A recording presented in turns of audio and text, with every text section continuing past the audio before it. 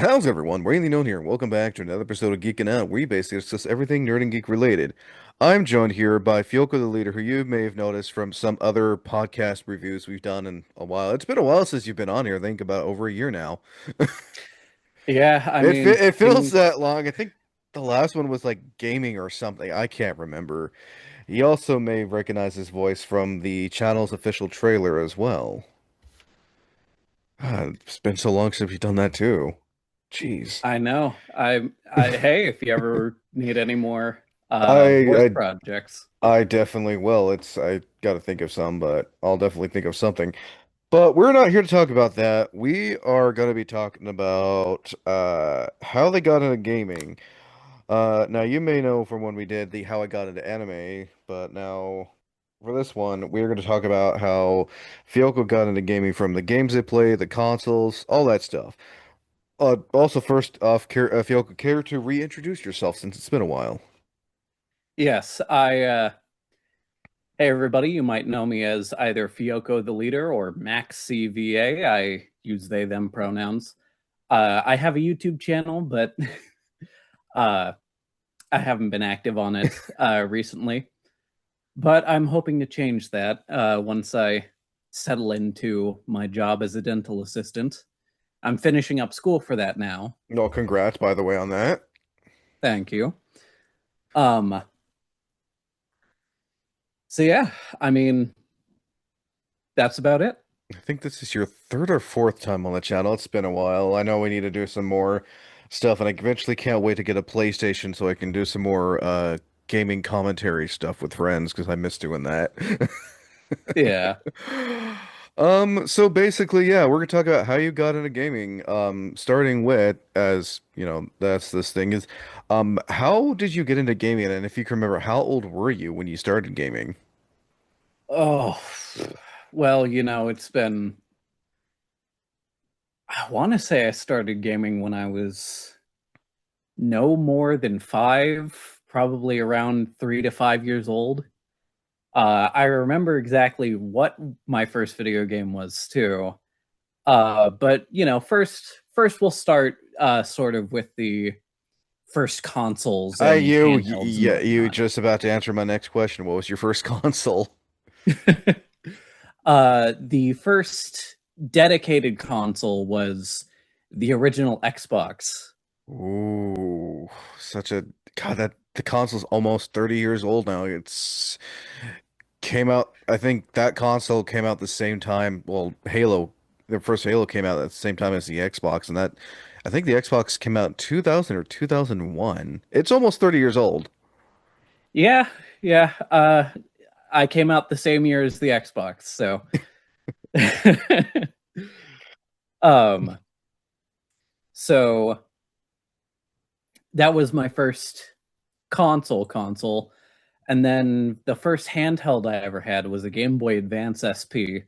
Ooh. Uh, I wish I still had it. I had a few of the, or I guess my family. I didn't have it. But my family had it. I wish we still had them, but now I just have the original Game Boy Advance and the Game Boy Micro, so the thing before and after it. Jeez. Yeah, it just took Nintendo to realize, oh, hey, maybe we should actually add light to our consoles Right? inside so gamers can play at night so they don't have to buy those weird like add-ons, the things you have to like put on your Game Boy Advance or Game Boy Color to see in the dark. Yeah, the worm light. Well, see, in like 1994 or 1995, they came out with the Game Boy Light, but only for original Game Boy. So when they introduced the Game Boy Color like a year later, you either had color graphics or light. Oh jeez, oh yeah, the game. Oh yeah, the LED worm light. But then again, the light was just so, not very bright. Oh no, the Game Boy Light is an actual dedicated Oh, model of Game Boy. yeah. Yeah. I'll show a bigger picture. I did not know that. So this came out before the Game Boy. So this came out around. Okay, so this came out after the Game Boy, but before the Game Boy Color, where they actually added color to.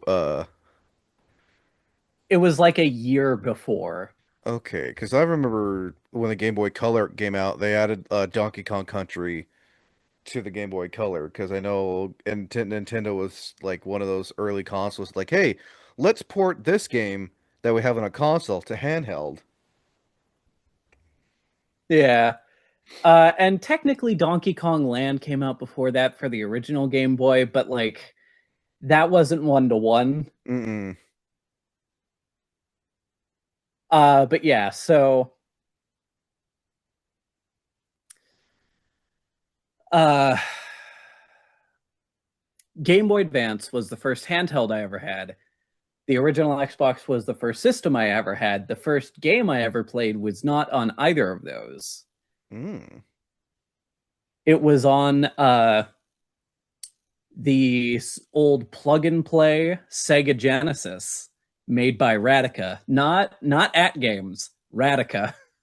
Radica. I have never heard of. Like, so one thing about this channel, I'm always doing research. It's called Radica. Yeah, it's radical without the L. Oh, rad. Okay, I spelled. All right, Radica. Oh, is that like a gaming company? Yeah. Okay, so they made Uh like they're like that made like Solitaire. yeah, they made like little dedicated like $20 cheap gaming console handhelds, kind of an upgrade to the old Tiger LCD games. So you can. Oh, that's not right. I don't think that's actually it. Oh, that's a Sega Genesis Mini Console Set 2004 Radic. I mean, you can tell me if I'm wrong.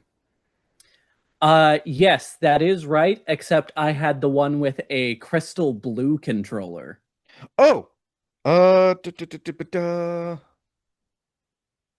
Indeed, I've that's the one. never heard of this. It Like, came prepackaged with six Sega Genesis games. Let me see if I can remember them off the top uh, of my head. I found. Dang it. Yep. So I had to. Altered Beast. Never heard of. Oh, I've heard of Altered Beast. I've never heard of Kid Chameleon. I've never heard of Flicky. I've heard of Golden Axe, which I'm still waiting for that quote unquote remaster they want to do along with Jet Set Radio. I I cannot wait for the new Jet Set Radio game. I just hope that they don't use generative AI for the No, textures like they did for Crazy Taxi. no, it's just the upper. I Yeah. Dr. Robotnik's Mean Bean Machine. What in the ever living If you're familiar with the puzzle game Puyo Puyo, it was their way of westernizing that. Dr. Robotnik's me? I'm looking it up right now. Yeah. Oh, oh, it's okay. So it's just pretty much a after it's pretty much a Dr. Mario knockoff. Well, I mean, I'm not gonna fight you there, people in the comment. Get in the comments. it just looks like Dr. Mario. Yeah, like I said, it's a reskin of the game Puyo Puyo. If you're familiar with Kirby's Avalanche on the Super Nintendo, it's the same game. Puyo Puyo. Uh, well, I mean, okay. Oh, wow. Wow. Yeah, it is. Here's a, yeah, it is literally a rescan. I mean, technically Tetris started it all. Um, Alrighty then. That's, But of those six games, the first game I ever played was the first one that showed up there, which was the original Sonic the Hedgehog. so was it like I've just never seen a mini console. I mean, I know a few years back they released like the PlayStation Mini, the Super Nintendo Mini. I don't have them.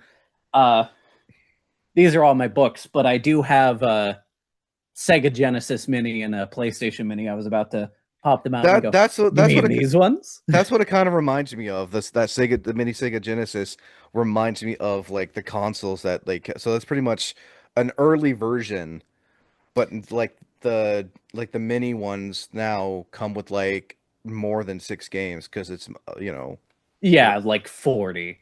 40 or something. Um, Yeah.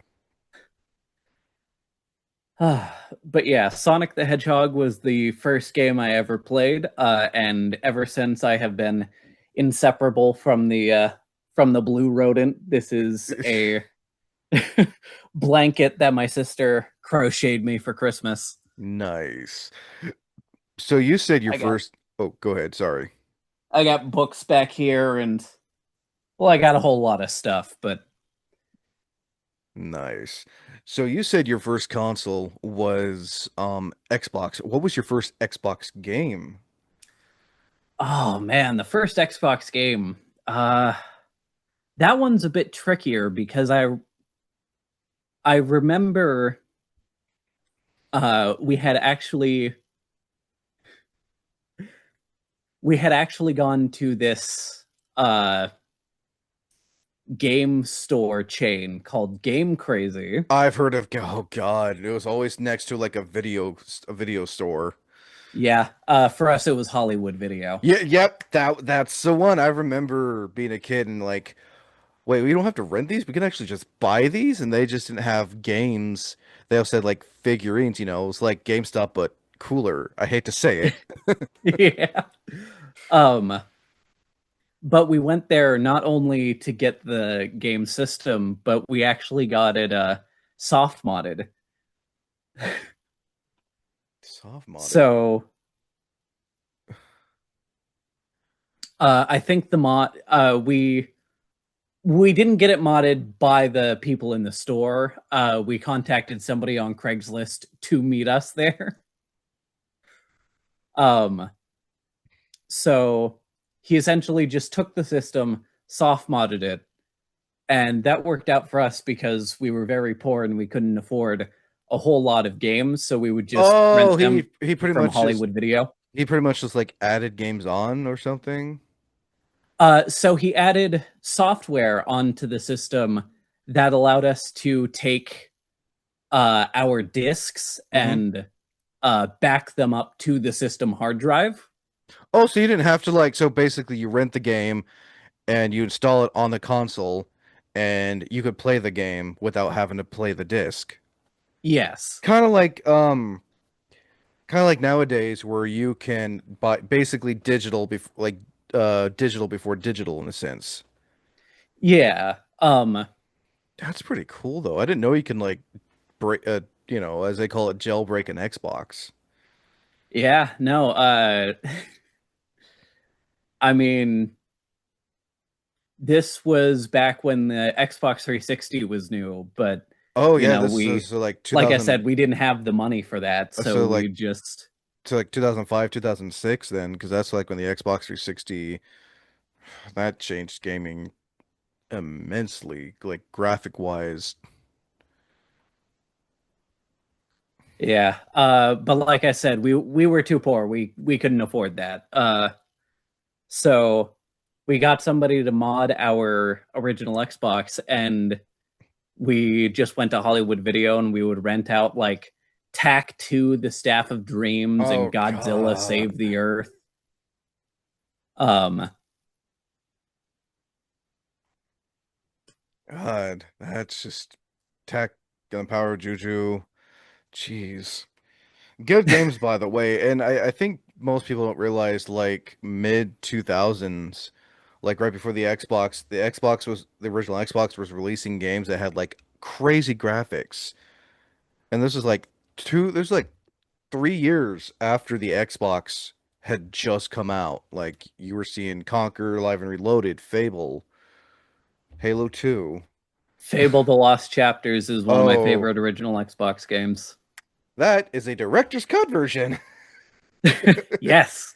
Yes, don't worry. I did play the original. Okay, well, I mean, God, I remember that game came out originally for PC because it was too big for the Xbox hard drive, I think. I think because it was Lion's Head who made it. Mm-hmm. I think they were targeting both Windows XP and the original Xbox, but the Lost Chapters content was originally PC exclusive, Mm-hmm. if I recall correctly. It Again, get in the comments, correct me. I remember seeing Lost Chapters for PC, and I was like, Lost. Oh, it's just pretty much a director's cut version, and lo and behold, 10 years after the original Fable came out, Lion's comes out with a well, Xbox Microsoft Games, because long Lion's Studios I think was like come goes close to closing. Um, but yeah, they come out with Fable Anniversary, which is just pretty much a remastered version of Lost Chapters, all original audio, but it was just Lost Chapters. Yes, I believe they ported it to a different engine. It might have been like Unreal or Unity. Hmm. Um, but it's so funny because looking back, people hated Fable Anniversary. I I personally didn't mind it. I mean, granted that when I was playing Fable on the original Xbox, that game was a glitchy nightmare. Like if you were to go to the maps and exit out, the map menu would be plastered on your character's face like a giant like painting. My favorite glitch though was the muscle glitch, the muscle spell. Like you make your character buff. If you like do that, save, exit out, come back in, your character permanently stays buff. Yeah. You don't get the perk, you just get the look. Oh man, and Before patches were a thing. you're right. Um, I think my favorite thing to do was just getting people stuck in a corner and just farming renown by using the same item. Oh God, yeah. There was the boasting glitch, I think. Yes. Before you go to the boasting thing for each quest, like, oh yeah, I'm gonna do this. There's a certain spot by the boasting platform outside the Heroes Guild. You just keep on digging and more people start coming. Again, like I said, there was a lot you can do in the original Fable. The same with Fable 2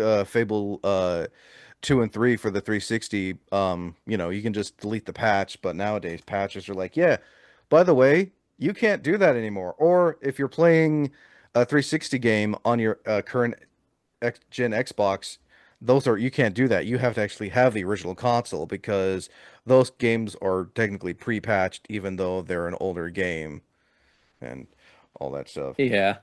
I'm looking forward to the new Fable. I Ah, God, it's been pushed 2 times already. And the game's pretty much done, but I don't blame Playground Games for waiting because so many games are coming out this year. Yeah, and everybody's just waiting for GTA 6 to drop. I think that's pretty much what Playground Games is like. Yeah, by the way, the game's basically done, but we're still gonna just work on a little bit. But it's like translation, so many games are just being thrown out that they're like, we're gonna wait because this is Yeah. Playground Games' first like massive game, not counting the Forza games. This is like the first time they're doing an RPG, an open world RPG, mind you. Let's see here. What was your first game for the Game Boy Advance? Because you said those are your first console and first handheld. Yes. I believe it was Super Mario Advance 4, Super Mario Brothers 2. Ooh, is that the one with Birdo? Yes. Um, Birdo talks in that game too, by the way, for the Game Boy Advance version. yeah. Ah. Um, yeah. Uh, It was that I had two of the NES Classic series, Oh, Donkey Kong and Castlevania. oh, oh, that's right. Yeah, Um, original Castlevania came out for the Nintendo. yeah, Castlevania 1 came out on the NES. It was then ported to MSX2 as Vampire Killer. Um, and then later they made a arcade version, which was backwards of how Konami normally did it, usually with games like Contra. It came out in the arcade first and then got ported to NES. But Just like Castlevania, just like Mortal Kombat, originally arcade game, came onto the Super Nintendo yeah, Or Sega, I believe. I can't remember which console it was. it came out on both. It came out on Genesis, Super Nintendo, uh, Game Boy, and Game Gear. God, it's crazy that, well, I mean, it's crazy how you can port a game that's usually meant for like a big cartridge and then port it onto something so small. But at the time, the Game Boy Advance, as the name says, was advanced enough to port to have a lot of games for one tiny little like cartridge.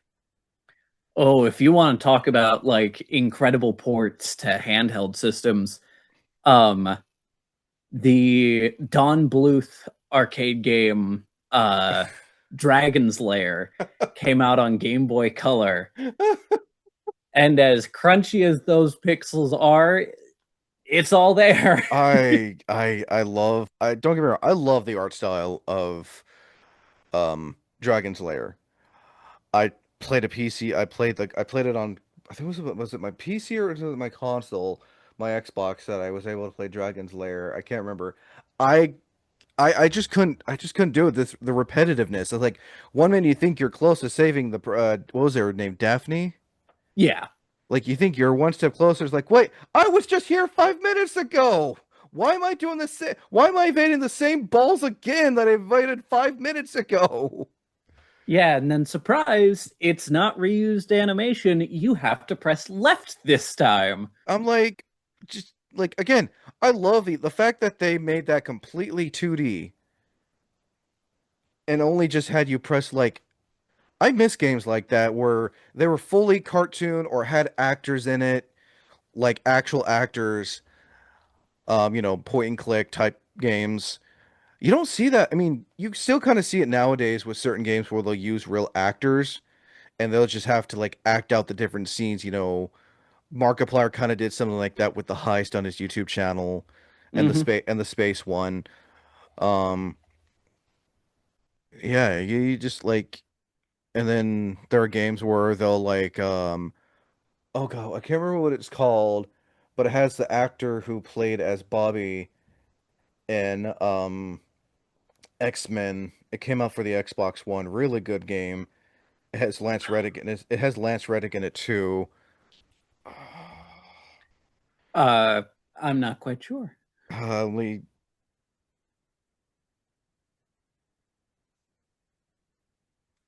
While you're uh, looking that up, I believe you're talking about full motion FMV games. give me a. You think so? Oh God, what was it called? Oh, the game.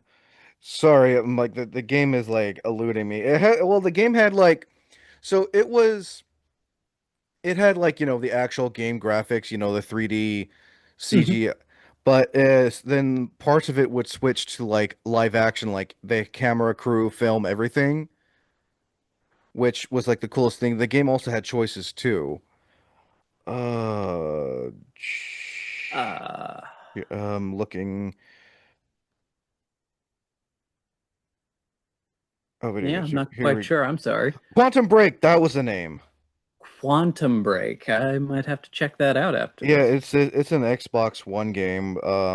I've never played it. I've seen gameplay of it when it came out. But yeah, they used a cross between it's an environmental puzzle segment incorporate 3D platforms. Episodes of live action television show feature the same actors as the characters are integrated into the game with segments that change based on the player's action. So, they would use the actors. would also play their video game counterparts as well, basically just transitioning into live action scenes. That's cool. I think the game was ahead of its time. I would put it up there with Beyond Two Souls. Well, I have that in my Steam wish list. I think you can play Quantum Break on, yeah, I think you can play it on PC. I don't know. It originally came out for the Xbox One, like literally the Xbox One came out in like 2013. So this is like when Xbox and PlayStation, we're putting out quote unquote good games. Well, um, I think you can find good games any generation. You just have to try Oh and yeah. find them. No, yeah. Speaking of, what are some of your favorite niche games? Like games that like not many people may have heard of in a long time or may not really know of well. Well, uh, kind of continuing on the track of full motion video games, just because I was going to bring this up before, but one of my favorites is it's a game called Double Switch. It came out on Sega CD, then the Saturn and PC, and there was a 25th anniversary edition. Um, but it stars people like Corey Haim.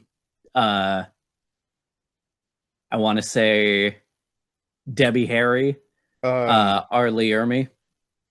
Yeah. oh God, Um, just like Night Trap or Night House or whatever that one is called. yeah, it was made by the same company as Oh, that's Night right. Trap You were Digital you were Pictures. you were saying that in an episode we did a while back when we were talking about gaming over the Yeah. years. Um, Oh yeah, like you said, but they're 25th. yeah, it's on PC, PS4, Switch. I don't know if it ever came to Xbox. For some reason, a lot of companies I just kind of don't skip the Xbox. I don't think so. Yeah, I'm looking it up, and this has Corey Haim in it. Yep. So this must be after way after he did Lost Boys. Uh, Presumably, I don't remember when he did Lost Boys. I think it was 84. See, this Oh came yeah, definitely. This was 93. for This was the not this was yeah, 93. yeah, It was because like this this was was originally for the Sega CD, which came out in '92. Oh, that's right, because yeah, Sega was doing computer games too. Hmm. I think Nintendo did the same thing for a while because they had some PC games for like Mario and Legend of Zelda. Well, I think you're thinking of like Mario Teaches Typing. That's the one, yeah. But the Sega CD was an attachment to the Sega Genesis. Really? Yeah. Um,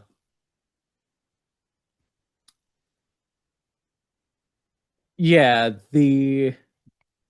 the other Nintendo sort of CD based system was the Philips CDI, which came because they were originally going to make a CD add on to the Super Nintendo with Sony. But then Nintendo kind of pulled out on that deal.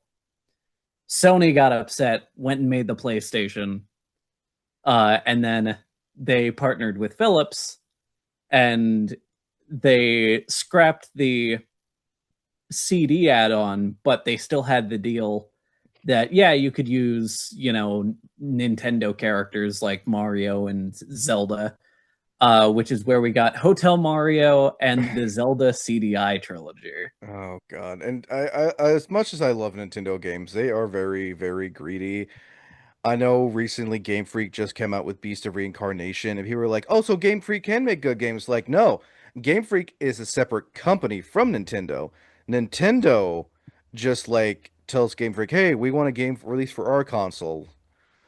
Like, I think people need to realize it's not the studio, like the main gaming, the dev studio. It's the gaming company studio, like Microsoft, Sony, Nintendo. They're It's the whoever. publisher. Pretty much. which yeah, I mean I could do a whole spiel on that and why not IO Interactive,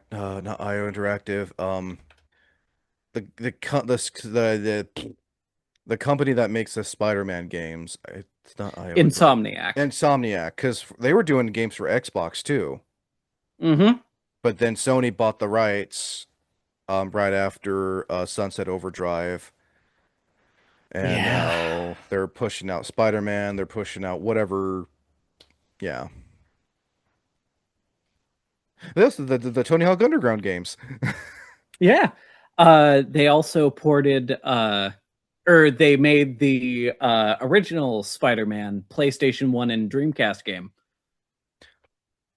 Oh yeah, Sega Dreamcast. Like, hey, was that before? No, they did it. Sega Dreamcast was before the PS1 or during or after? No, after. No, that was after. That was 1998 in Japan and 1999 in the US.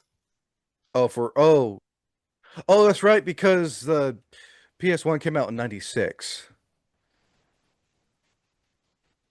Yeah. because of Resident the first Resident Evil game came out in '96 but takes place in '98 for some weird reason. Yeah. Um but fun fact about that Dreamcast version, it was actually ported over by the company Treyarch. Uh, Really? Didn't they work on no, they didn't work on Call of Duty games. no, they are in the Call of Duty mines. Yes, Okay, sorry. they It's were the people who came up with zombies oh for Black Ops. for World at War. World at Actually, War, which is a pre-Black Ops game, if you want to get yeah, technical. I would love to see a Call of Duty World at War remaster. yeah. Um, but yeah, before they were suctioned into the Call of Duty mines, they ported Insomniac's first Spider-Man game to the Dreamcast, and then were given the reins to make the movie license games. Okay, well that makes sense. I just find it funny how they started out with like PlayStation for Sony, and then they moved to Microsoft for a bit with like I can't remember what other Microsoft games they worked on, but I know Sunset Overdrive for the Xbox One, like I would say a year later, Xbox One title.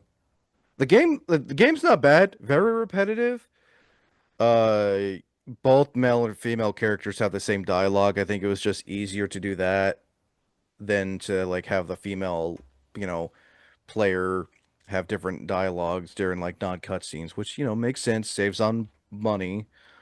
Great game, by the way, but I know after that, Sony's like, "Hey, we want this back over here. You guys had your fun. We want this back because we want to do the Spider-Man game because Sony owns the Spider-Man series." Yeah. I'm still looking forward to the Wolverine game though.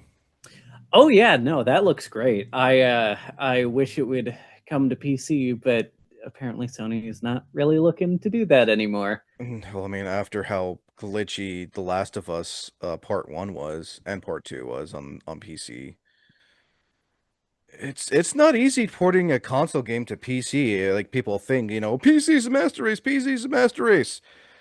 Your game is a glitchy mother. I'm not harping on P Because I'm not harping on PC gamers. Trust me, we don't harp on, you know, no, but that's kind of like, just like porting a PC game to console is also a nightmare too.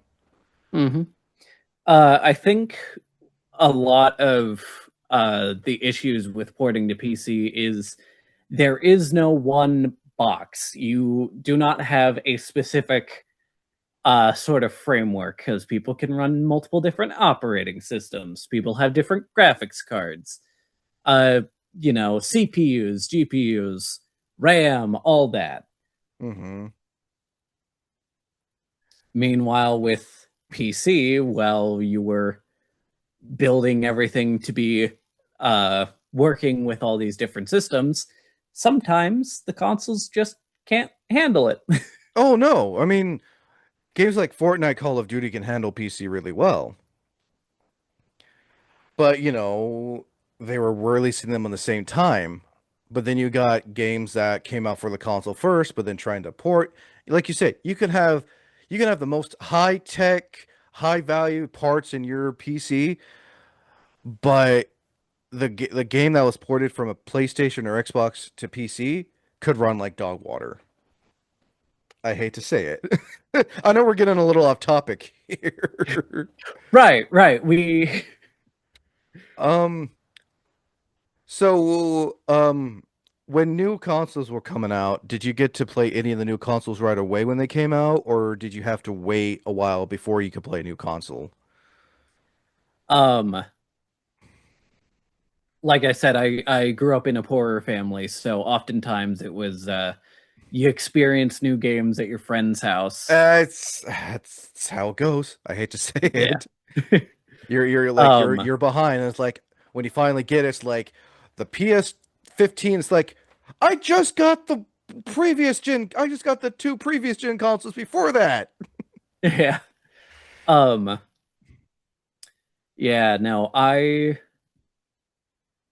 remember we had the original Xbox and the Game Boy Advance, and that was kind of it for a while. Oh no, completely Um understandable. and then one Christmas, I think it was like 2008 or 9, a few years after they came out, we got a Wii and a PlayStation 3. Oh, and The PlayStation 3 might have been the next year, but still.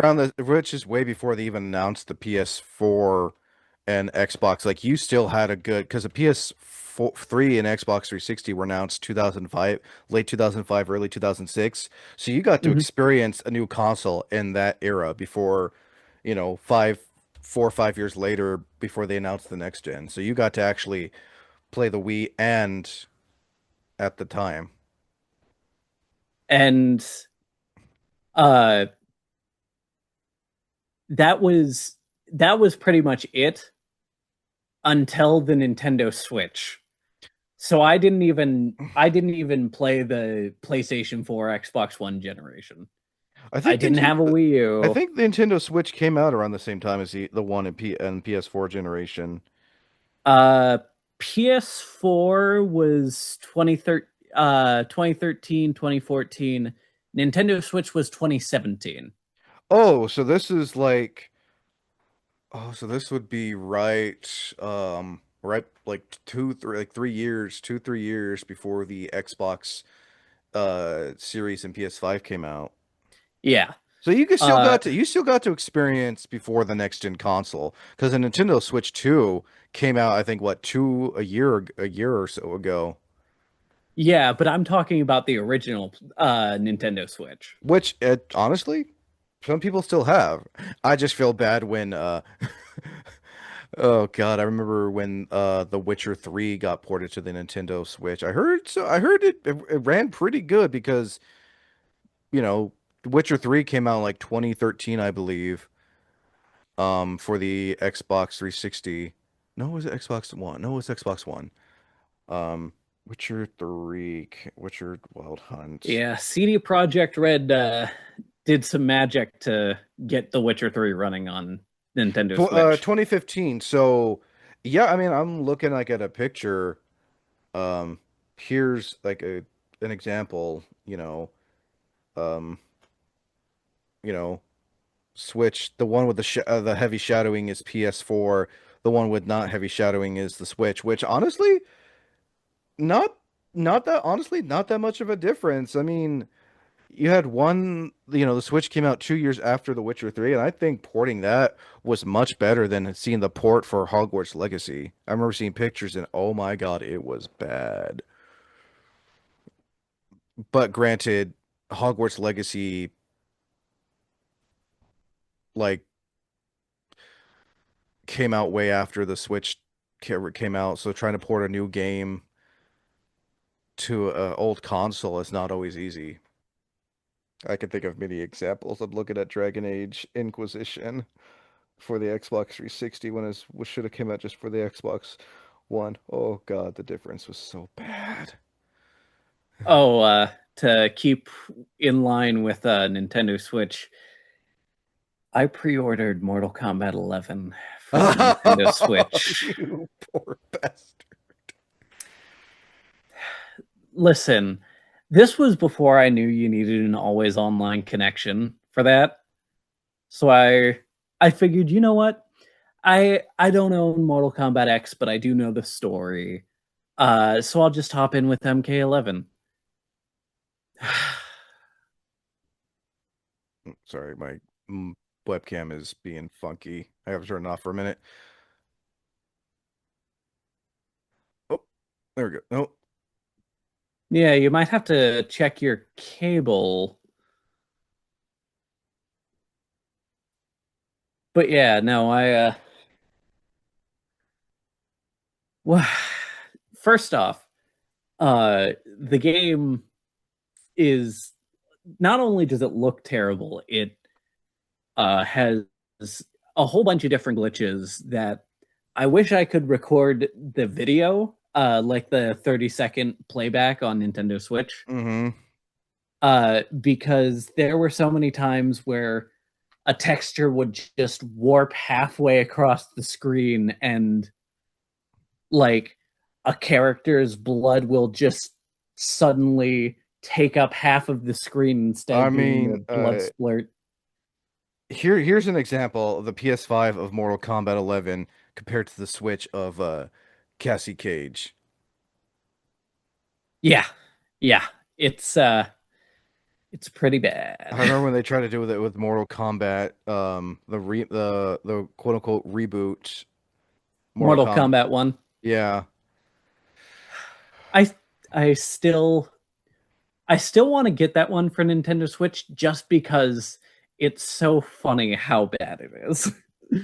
But I also don't want to give Warner Brothers more money for mm-mm. that, you know? Yeah, it just looks bad.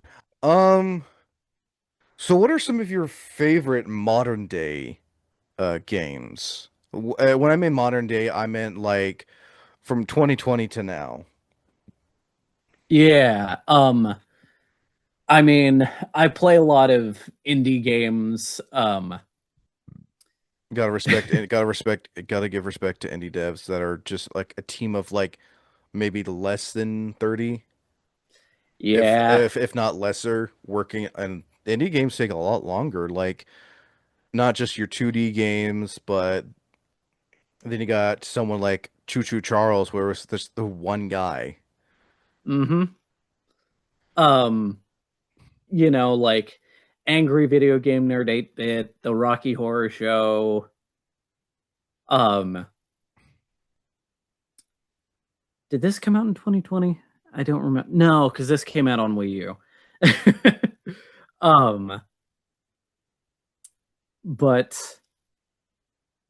RZ, The Jewel of Faramore. Uh, but I do also have some like Dragon Ball Sparking Zero and Sonic and All Star or Sonic Racing Cross Worlds and Sonic Frontiers. I do love those. Um, JoJo's Bizarre Adventure All Star Battle R. Um, I do try to keep a well balanced gaming diet. Oh, mouth washing. Duh.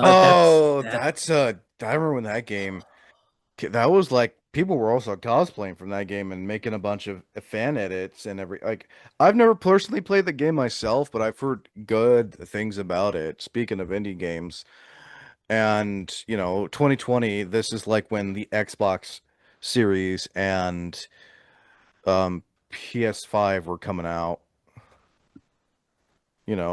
Games like Cyberpunk were being hyped up and all that stuff. No More Oh, Heroes No More 3. Heroes, Heroes 3. God, that's another good game. Um, let's see here.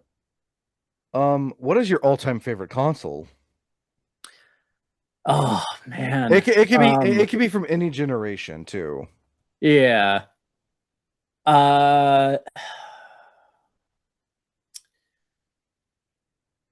okay, I'm decisively indecisive. Can I give you a top three? That that is fine. We can do top three, top fives. All right. Uh so number five, in no particular order. The Xbox Series X, I have my first system was the original Xbox. I mean, you got to start from your your original childhood console. Well, the reason why I say the Series X is because not only can it play CDs, DVDs, Blu-rays, 4K, it can play original Xbox, Xbox 360, Xbox One, and the new Oh, games. oh, that's right. I heard rumors of a new Xbox console that can play all, apparently. I mean, we'll see. I just miss the Microsoft has currently been imploding with oh the upcoming popping of the AI bubble, so we'll uh, see. I just miss I miss someone who's an like I said, I love PlayStation, but the Xbox, like you said, yeah. Plus, nothing beats the Xbox startup menu with the green ooze. Hmm. God, I wish you could. Um, I wish you can make your Xbox console do that. Like you get to you pick. can just go into personalization settings, and there's a dynamic theme button. I did do that with like the home screen, how it's the original Xbox. Oh, so good. It's Yeah, I yeah, I wasn't a big fan of the folder system for the Xbox 360. But back to your list. That's just right. Number too five. much nostalgia in this episode. Number five, Xbox Series X.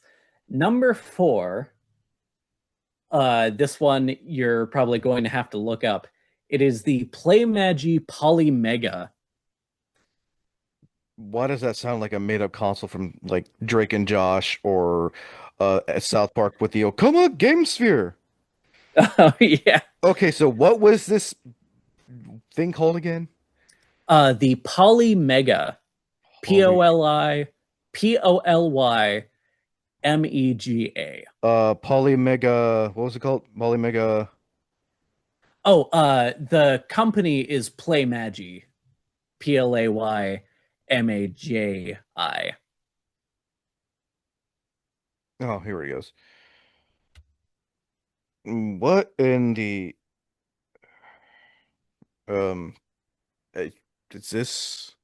Yes, it is a modular emulation based system that plays anything from NES and Famicom to Super Nintendo, Sega Genesis, 32X, Sega CD, Sega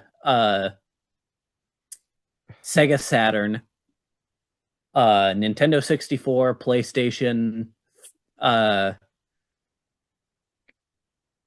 I, I um TurboGrafx 16. what cord is it? The yellow, white, red cord, or is it an HDMI cord that you can? It's HDMI. It came out like 3 or 4 years ago. It's been in Oh, development since like 2018. Um, holy shit! That's a lot of money. Between 700 and 800 on eBay. I mean, I could see why, but fuck. yeah, because they are a smaller company, they got hit really hard by supply chain issues, And and I'm looking it up like on shopping, and you would have to like find this damn thing on eBay. Yeah, yeah, I that's where you mean, can only find this is on eBay. Holy crap. well, they do have their own system store, Hmm. um,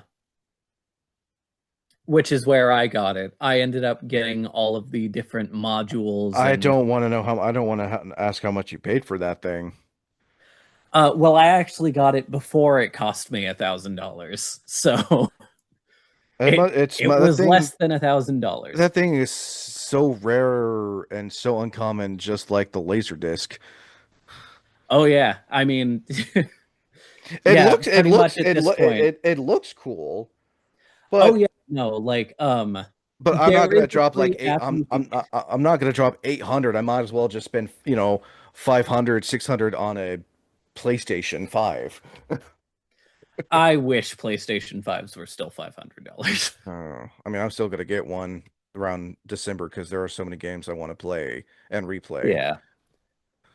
But the cool thing about Polymega is if you don't want to spend $800 for that, they do offer a free app that you can get on your computer, and then you can get like I forget how much it is. It's called the Polymega Remix.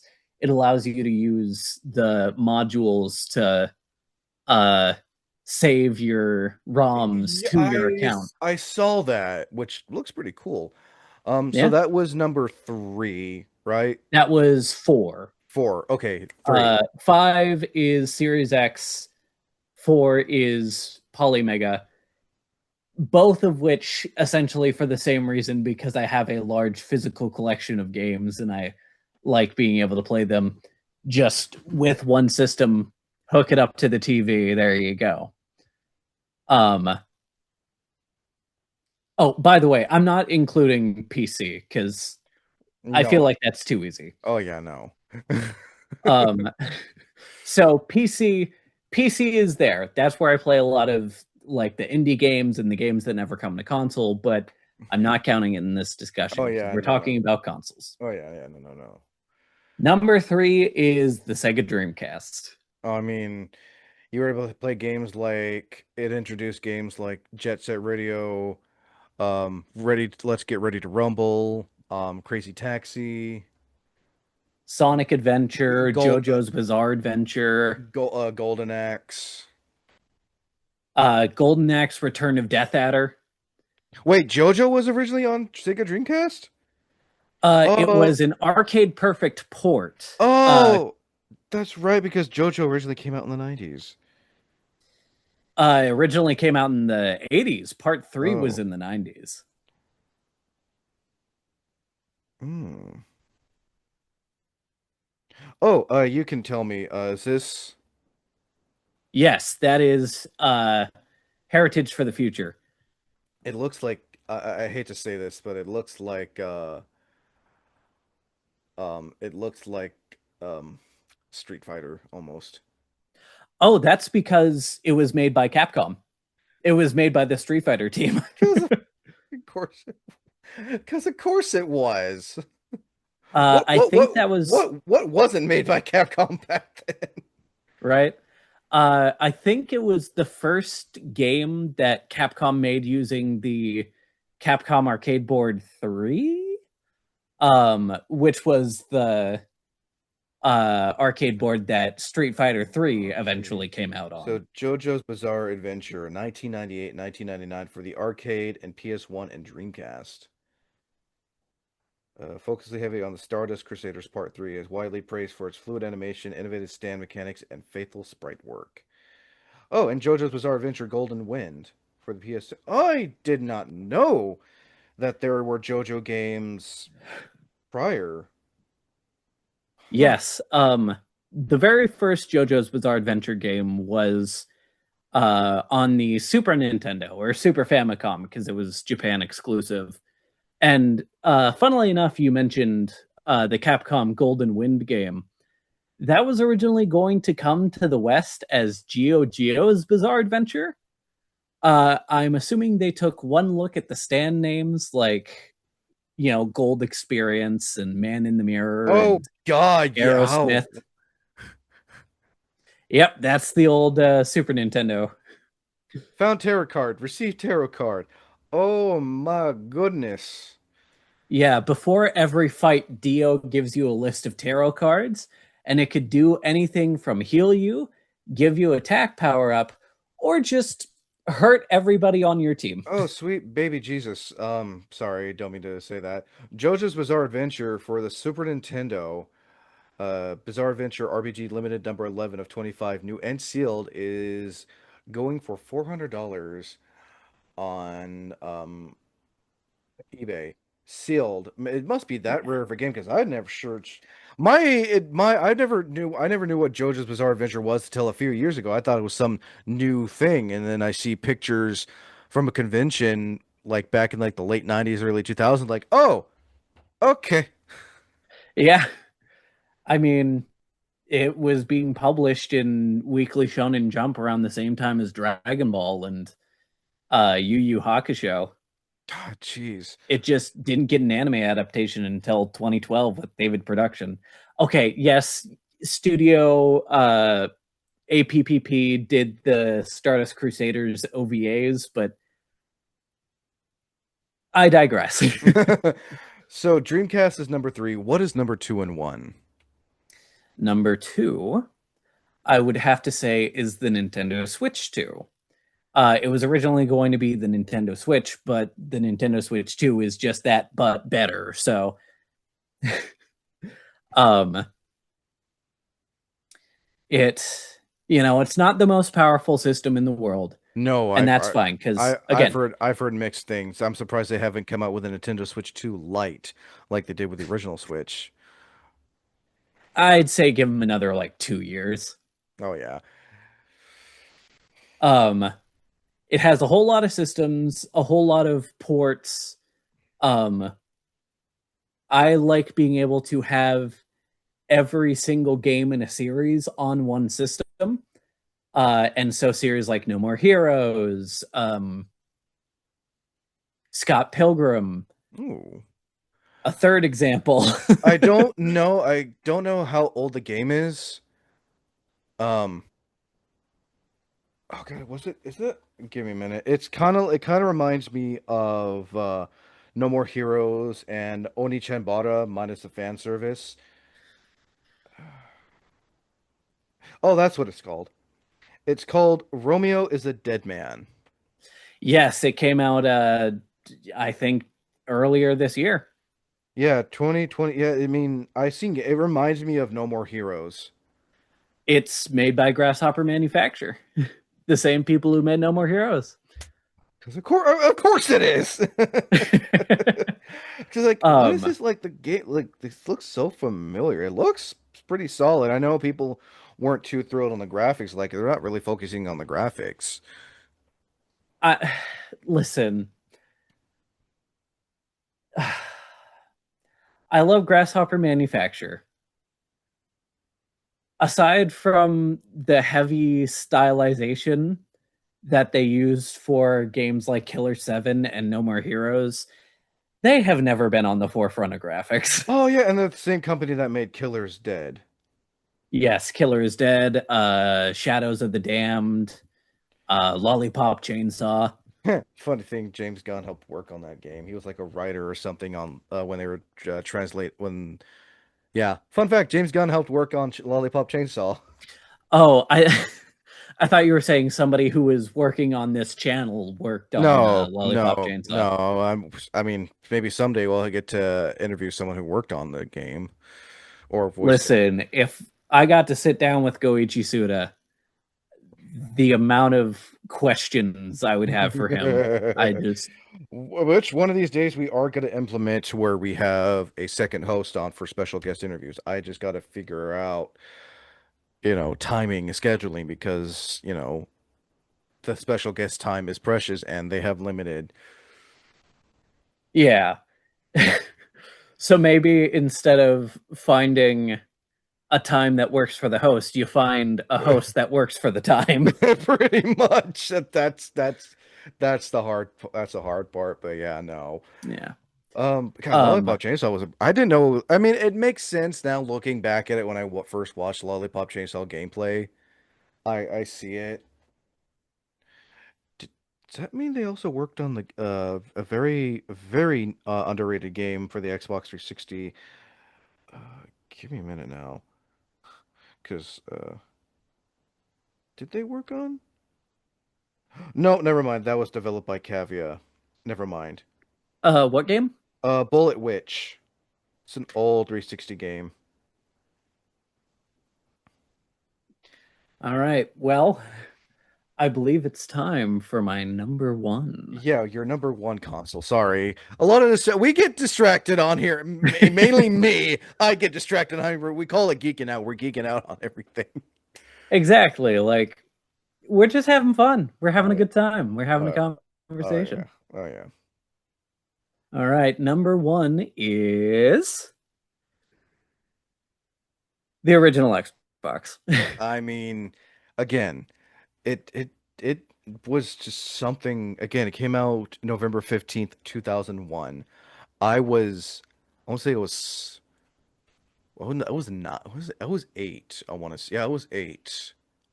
I had just turned 8 when that came out, and it wasn't until like 2004 when my mom came home after winning at a casino, and she bought an Xbox. It's the coolest thing ever. Granted, there were games I played I shouldn't have played, like Blood Rain 2 and Conquer Live and Reloaded, but I was mature enough. Like, oh yeah, you're mature enough to play this rated M game, but you can't watch South Park yet. Yes, nothing says mature enough while playing as a vampire wearing red and black, a female vampire with red and black wearing red and black leather with two swords and guns, killing people and sucking their blood. Yeah, okay. You know, I was tempted to give the spot to the Nintendo Wii, but looking back on it, there are just too many games that I I really want to play again, like the Blinks the Time Sweeper games. Oh, you can play that on the Xbox. You can play that on the Xbox. You can play that on the Xbox Series X and S. Yes, you can play the first game. I don't know if they ever brought the second game over. I didn't even know there was a second game. Yep, Blinks 2 Masters of Time and I Space. just find it funny how is it was it 16 by 9 and 4 by 3? Yes. Yeah, because I remember playing when I because I had to have you had to have Game Pass, of course, to play the old Xbox games unless you want to like spend the $4 or $5. Um, I mean, I just have the discs. I just pop those in. I was gonna say, but I remember playing it on the Xbox and it was in the 4 by 3 because back then Xbox Square TVs were still you know Yeah, CRT TVs. so you can only so trying to okay, like we got to switch the aspect ratio on our TV to make it actually playable. Uh, Yeah. But there are so many games, like I said, Godzilla Save the Earth, uh Arctic Thunder, um, and then of course games like Sonic Heroes, Shadow the Hedgehog, Sonic Riders, Spider-Man, Spider-Man 2. it's called Um, Arctic Thunder. yes, Arctic Thunder. Oh, it's one of those. It's uh snow skiing type game where you're blowing people up apparently. I played the arcade version of this. Yes. My local, or I guess local at the time, theater had Arctic Thunder, God, it's good. the arcade version. And whenever we would go, I would say, I want to play that. I want to play that. And then my brother or my mom goes, you have that on Xbox. Just But play it there. but I get to ride an actual it's what I can't remember what they're called. I want to call it Jetmobile, but I know that's wrong. Ski Um, jet not jet skis, snow something. Snowmobile. Snowmobile, that's what it is. I'm from Minnesota. I should know this. I'm from California. I'm from California. I remember the racing game that had the old like phone dial thing on it. Oh, yeah. I never knew what the phone dial was for. I think it was to like put in your name or tops. I don't know. I Um, think, yeah. So there are so many things. It's so sad. I broke my modded original Xbox that I've had since what 2004, 2005, whenever I said we got it. because I was HDMI modding it. Hmm. And Oh, so I that's right, knew, because you can buy cords. Yeah, I've seen you can do that with Super Nintendo. You just have to yeah, find the right cord, plug it back in, and next thing you know, you can play your original Xbox with an HDMI, which I think is the coolest thing ever. uh, I was using one of those where you have to solder it onto the actual Mm, motherboard by Make Megahertz, not sponsored. um, but I screwed up at some point, and now I need to get it repaired, but I haven't yeah, had the time or the money to do so. yeah. And it's made me so sad. I mean, again, nowadays, if you have an old gaming console, you can just buy the HDMI port for it. Because, like I said, it says specific for Nintendo, Xbox, PlayStation, blah blah blah blah blah blah. Blah. Um, two more questions before we end this. What games are you looking forward to this year, or ones that are coming out next year? We know we just talked about the Fable reboot. Yes, I'm looking forward to the new Castlevania game, Belmont's Curse. I did not know they're making a new Castlevania game. They are. I'm looking forward to that.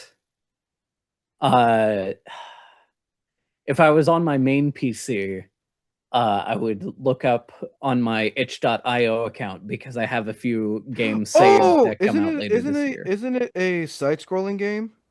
Yep. Oh, wow, yeah, keeping oh yeah, here's like an image from it. Dead Cell creators are making a new castle. I like the art style. That like 2D Yeah. art style. It's like they're definitely like inspired by the original Castlevania games. Like don't get me wrong, I like the 3D era ones, but like yeah. Um, I'm looking forward to that. I'm looking forward to Fable. I'm looking forward to um oh, what's its name? Uh What's it about? I may know it. uh oh god, I don't remember. um it came out recently. I know Halo Uh the one I can think of came out recently is Halo Campaign Evolved or Assassin's Creed Black Flag Resynced. no, oh, uh I forgot what it was because I just played it recently. The Star Fox reboot. Ooh, I know a lot of people weren't too like thrilled with how they made the characters just look like puppets talking. Well, that's the thing. Ever since the first game, that's kind of what they've been going for. I mean, you had some, I think what was it for the one of the Star Fox game that came out for GameCube that had well, that you were more walking, running around and shooting and not so much in your ship. So there were two Star Fox games. One of them was Star Fox Adventures, made by Rare, and Hmm. the other one was Star Fox Assault, made by Namco. I'm thinking of the one by Rare. Haha. uh, Kia Krazio Krazoa Palace. Um, Last but not least, what kind of impact has gaming had on you? Like, I mean, you like you said, you grew up and everything, not really having a whole lot, but you were able to get an Xbox and everything. Um, not to bring down the mood too much, but I didn't have very many friends growing up. I kind of had a rocky home life. But I knew that even if friends flaked on me or I was, being harassed by, people or whatnot, I could always go back to, Sonic the Hedgehog or boot up the Xbox and play a game. And I knew that I would always have companionship in that. And of course, as I was growing up, those experiences allowed me to not only grow and deal with sort of uh, traumas and experiences through the stories that were told, but it also gave me a chance to talk with other people who played these games, and it allowed me to sort of build those friendships and come together when I probably wouldn't have those opportunities otherwise. It basically it boosted your confidence, and like you said, as a kid, it was your way to escape from reality, which, you know, I mean, nowadays as adults, we game to unwind from a hard day of work and stuff, you know.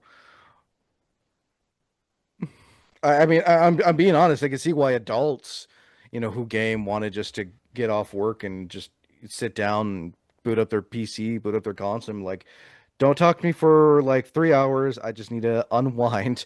I'll talk to you. I'll give you attention, whatever. But I just need to like I miss I miss gaming. My only console I have, which uh, I bought for like $10 at Walmart, is this don't know what it's called, but Oh yeah, one of those it emulation systems. yeah, it has the Game Boy original Game Boy Teenage Mutant Ninja Turtles game on here. Nice. And a bunch of like other games I never heard of. But yeah, it's like pretty much it's a Game Boy emulator. Hmm. Or like, well, games that have Game Boy and NES games that you just never heard of. I'm like, yeah, these games are hard. I Yeah. hate to say this. I just use this as a prop for my set because I just like I as much as I like handheld games, my attention span is oh yeah. This is the this is a battery by the way. Ah, yes. So I'm like, I need to buy a battery. Oh, I mean, I could charge it because it has, one of the old universal chargers. Oh wow. I'm like, you're just gonna be a prop because I have a hard time understanding the buttons on this thing. But again, it seems like it's had a real good impact on you, I mean, I'm Sorry, my laptop is screaming. oh no, you're fine, you're fine. Um, let's see here. Trying to think of any other last minute questions. Um, I guess just advice in general, like any last minute thing you want to add to this. I know it's a question I usually ask for my cosplay contact, get to know that cosplayer series, but like, Yeah. Um, I think just uh really broad. Are you serious? Sorry. Really just look to broaden your palette if you're somebody who plays a lot of action games or sports games or shooters. Try a visual novel or a mystery game or a platformer. ooh, oh yeah. Um, uh, and if you don't like them, that's fine. But there's so much more to gaming than just one little genre. And I think I love a video game demo. Oh, Just I miss those so much. just scroll on Steam or on Xbox, PlayStation, Nintendo Switch. Just look for game demos and just grab them. I mean, Just try out as many as you can. they're practically free, and nowadays most game demos are one part of the game, not like how they had the tech demos, which was nothing like the game. Yeah. I'm looking at Black Flag and Assassin's Creed 2. Oh yeah. um, but just sort of broaden your horizons. Oh yeah. Um, not to get too woke. I'm trans, by the way. I just want the audience to know that We do not judge I here. say that in jest. We do not judge here. We are very, inclusive. Yes. But find developers outside of, like I said, your niche. Like if you play a lot of shooters, you can find a shooter spin-off of, say, a racing game, or like if you're into fighting games, find a fighting spin-off of a visual novel. And these sound weird and made up, but I swear they exist. Oh, I believe it. I mean, they remind me of the old point and click games. Yeah, like, and even when it comes to like mobile games, I know so many people have issues with mobile games. If that's how you want to play, good for you. You're still playing a game, whether it be Castle Crashers, Bejeweled, whatever. Flappy Bird, even though that's not a thing anymore. Yeah. I mean, they have plenty of console games on I phones, know, Soul Calibur games. you can play the original Final Fantasy VII on your phone. Yeah, Castlevania Symphony of the Night. If your phone can handle it. Of course. Um, the Soul Calibur games. Uh, let me see. You got games on your phone? I mean, and I'm also a firm believer that if you don't want to play the game, that is fine, but you have to make that decision yourself. Don't go on, yes, we review stuff too, but these are our own opinions. Don't be like, oh, well, so and so said it was a bad game, so it was like, okay, but that's just, and I have nothing against big time content creators who review games, review movies, but bugs me sometimes where someone will just watch that and be like, oh, well, if they say it's bad, then it's like, no, experience it for yourself. And if you don't like it, that is okay. But don't be going around like, oh, this game is bad. It's like, have you played it? No. I mean, even if you don't play it, that is okay. But don't go telling people, oh, this game is bad. And that's why, especially for older systems that you can't get anymore, I 100% condone emulation. I mean, hell, there are some consoles, there are some, like PlayStation, Xbox, and Nintendo Switch that haven't, they're games they haven't, like old classic games they haven't released yet because of IP issues, whatever. Yes, that company may own the game, but they still have to like get the rights. Yeah, Uh, we put in this character who was from a series that died 20 years ago, but the rights to that character still aren't with us, or so this, we and can't re-release the game. it's just like with games, there are many. It's why you don't see like on Nintendo Switch, like with the classic games, is why you don't see the Lion King game, or like for example PlayStation is why you don't see classic games like the PS1 Lion King game, or for Xbox why for the Xbox One why you don't see Red Ninja. Like yes, yes, Microsoft owns them, but it's still an IP thing. It's like, do people want us to, or why we don't see my personal favorite um Oddworld Stranger's Wrath on Xbox, like the old Xbox game um library. You can, like, once you get Game Pass, like it's an IP issue, Mm-hmm. which sucks. Or why you don't see why with the rare collection on Xbox, you just see original Conker's Bad Fur Day, but not Live and Reloaded. The Xbox Live slash remaster remake reboot of Conker's Bad Fur Day. It's a licensing issue, which, but they own it. It's like, yes, they do, but it's still a licensing issue, which sucks. I would like to play There these is old so much games. red tape. Oh, it's red tape, caution tape, black ink, vaulted. Mm-hmm. It sucks, and we may never see these classic games. So yeah, emulator, or if you have the money, because the original Xbox cost no more than $200, depending where you buy it and the condition. You just have to find one of those HDMI cords you can plug in the back of your console so you can play those old games. Just know Yeah. that you have to sit very close to your TV because those controllers, those cords can only go out so far. Yeah. Um, but yeah, I mean, like I said, one of my top five systems of all time is the PlayMagi Polymega, which was not created by Nintendo, Microsoft, Hudson, Sony, It's its but own. it It's has, pretty much its own entity. yeah, it has all those old systems, Anyway, and it's just an emulator box. And sure, I get it. Oh, why not just get it on PC? Well, guess what? I use my PC for a lot of things, and I don't have the space to have every single game I want to have. and not every game is going to be on PC. Again, it's a licensing issue. It's like, do we really want to put it on there? You know?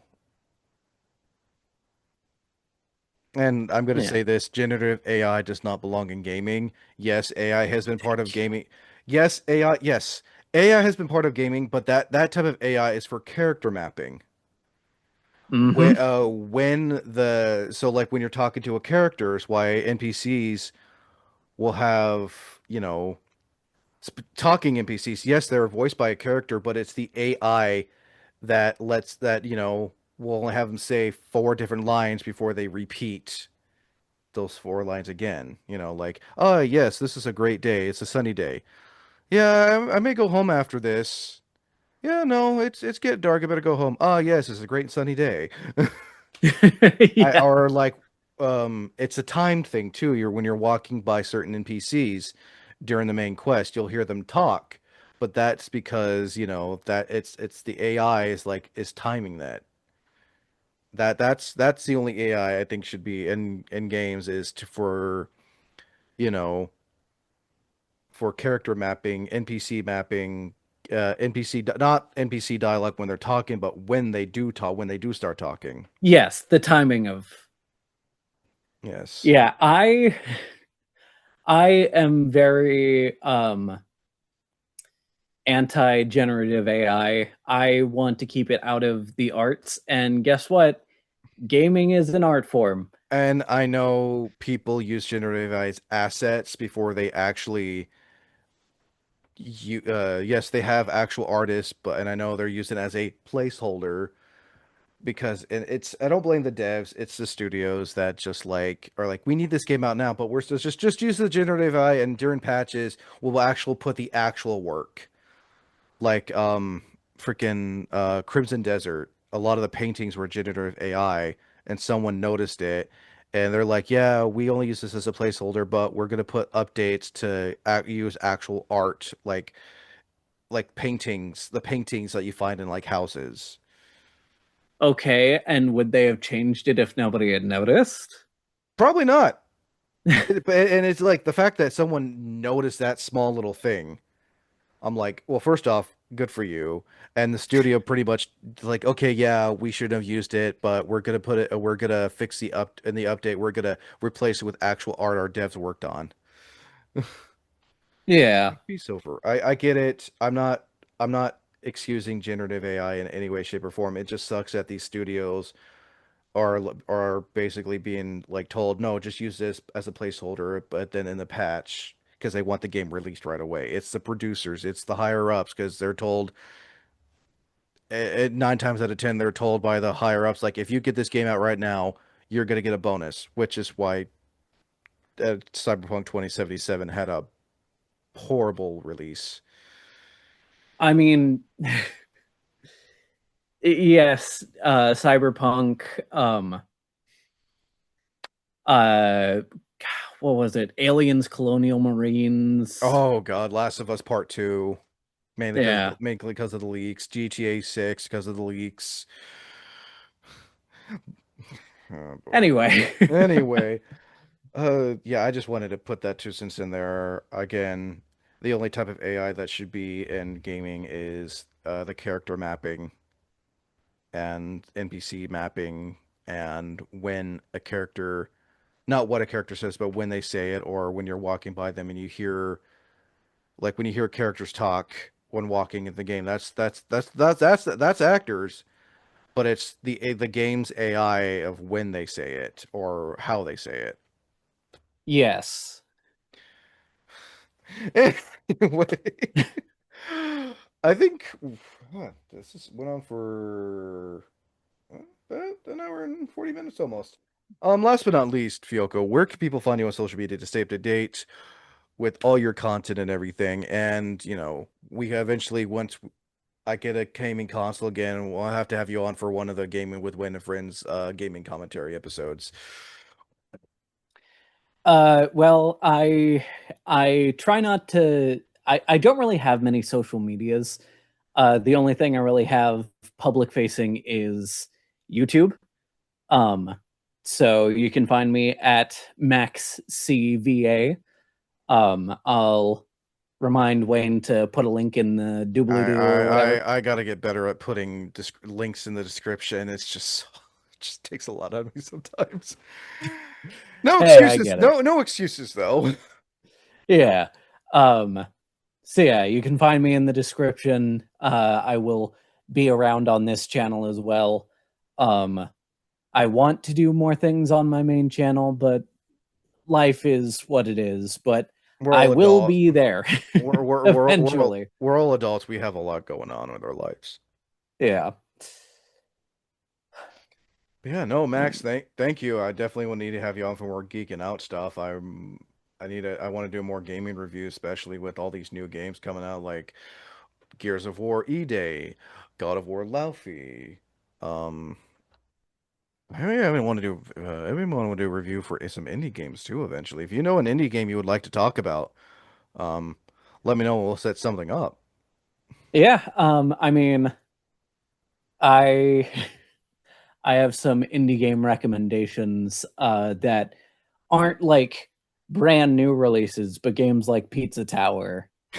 Um, I Isn't that the one with like the no, I'm thinking is that the one with like the weird chef that they art style just looks something like Smiling Friends? Yes, his name is Peppino Spaghetti. Okay, I've seen gameplay and that's just like I don't need to be on anything in this game. Is so like trippy. Yeah. Um, yeah, so I got a few.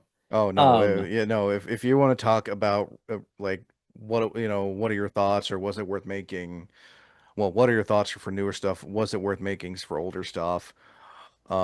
Yeah, let's talk about it in a future episode because I definitely need to put more geeking out episodes on and I need more people to come on too. yeah, So yeah, no, seriously, thank you for coming on. I'm glad I was able to do another one of these segments for geeking out. But yeah, as always, thank you for having me. you are most welcome. As always, I'm Wayne the Unknown. Until next time, thank you for listening, and as always, thank you for watching.